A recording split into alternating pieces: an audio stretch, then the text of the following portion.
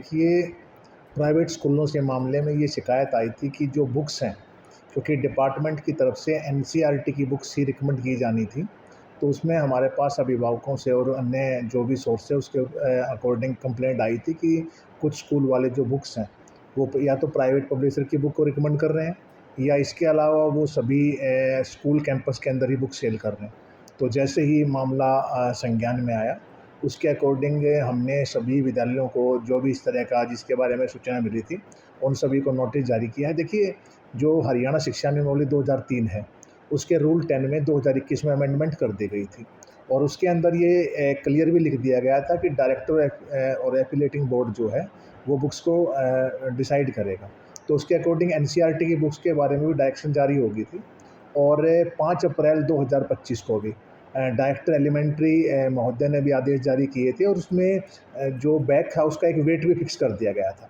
और इसके बाद 11 अप्रैल को भी डायरेक्शन जारी की, जैसे ही विभाग के संज्ञान में ये आया कि प्राइवेट स्कूलों द्वारा अनावश्यक रूप से उनको कंपेल कर रहे हैं, तो विभाग जो है लगातार ये प्रयास रहता है कि विभाग को किसी भी तरह की परेशानी का सामना न करना पड़े। आरटीई को लेकर भी 25% जो है बच्चों का दाखिला, गरीब बच्चों का दाखिला करना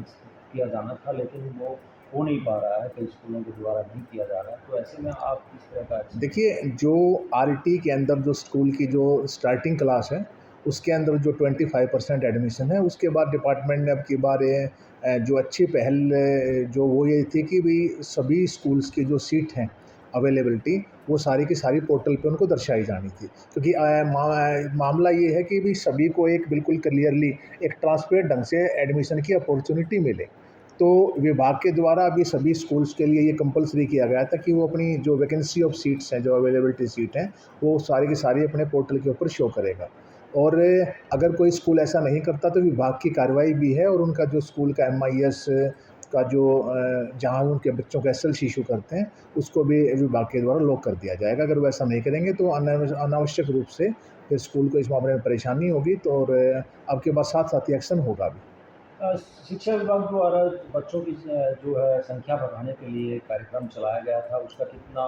फ़ायदा मिलता दिखाई दे रहा है? क्योंकि कई स्कूलों में 10, 5, 6 इस तरह से संख्या में बच्चे पढ़े। देखिए, हमारे पास जो विद्यालयों की जो छात्र संख्या है, लगातार 20 मार्च से हमने हमारी पूरी टीम ने ग्राउंड लेवल पे एफर्ट्स भी किया है और डेली जो छात्र संख्या है हम उसको रिव्यू भी करते हैं। अभी तक मैं आपको बताना चाहूँ कि 98,103 बच्चे वो हमारा विद्यालय में दाखिला ले चुके हैं और पिछले बार के इन क्लासेस से एडमिशन से हमारे 3 या 4 हज़ार बच्चे ऐसे हैं जिसके पास कोई भी डॉक्यूमेंट्स का कोई इश्यू था और निश्चित तौर पे इस साल जो छात्र संख्या है, वो पिछली बार की छात्र संख्या से लगभग 10% बढ़ने की पूरी उम्मीद है। और इसी प्रक्रिया को आगे चलाते हुए हमारे सब भी खंड शिक्षा अधिकारियों को हमने फील्ड में भेजा है और डेली एक क्लस्टर पे सभी अध्यापकों के साथ मीटिंग में हम रिव्यू करते हैं कि अध्यापकों को एडमिशन में किस तरह की समस्याओं का सामना करना पड़ता है। कोई स्कूल ऐसा है कि जो एसएलसी जारी नहीं करता या पेरेंट्स को कोई डॉक्यूमेंट्स नहीं है, और ये हमने अपने स्कूल्स को बिल्कुल क्लियर डायरेक्शन दी हैं। अगर किसी बच्चे के पास, मैं आपको ये बिल्कुल स्पष्ट कर दूं, आरटी के अकॉर्डिंग किसी भी बच्चे को किसी भी सरकारी स्कूल में दाखिला लेने के लिए कोई मनाही नहीं है। अगर उसके पास पेरेंट्स के पास आधार या अन्य डॉक्यूमेंट नहीं है,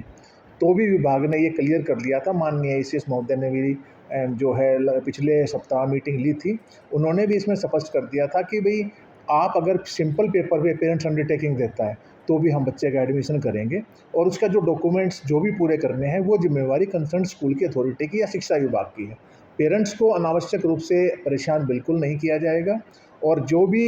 उनका जो ड्यू बनता है, जो डॉक्यूमेंट्स हैं, वो जिम्मेवारी विभाग की है और डेफिनेटली जिला प्रशासन के सहयोग से हम उसको पूरा भी करेंगे। क्या कारण रहता है सर, सरकारी अनेक योजनाओं के बावजूद जो है सरकारी स्कूलों में बच्चों की संख्या घट रही है? पिछली बार कुछ स्कूल मर्ज भी किए हैं। देखिए, आप एक चीज़ देखिए, स्कूल मर्ज करने का मतलब नहीं था। कई बार क्या होता है कि एक ही गांव के अंदर 2 स्कूल जैसे खुले हुए थे और दोनों में बहुत ज़्यादा डिस्टेंस भी नहीं था। तो ऐसे स्कूल जहाँ पे छात्र संख्या के अकॉर्डिंग एक स्कूल में 2 टीचर हैं, दूसरे स्कूल में 1 टीचर था और अनावश्यक रूप से जैसे बच्चों की पढ़ाई उसमें सफ़र भी कर रही थी। तो इस तरह की जो प्रक्रिया थी वो कोई भी एक गाँव के अंदर एक स्कूल निश्चित तौर पर है आज भी। अगर वो बहुत नज़दीक थे, एक बीच में बाउंड्री वॉल थी, उन्हीं स्कूलों को मर्ज करने का प्रस्ताव आया था और उसी को भी और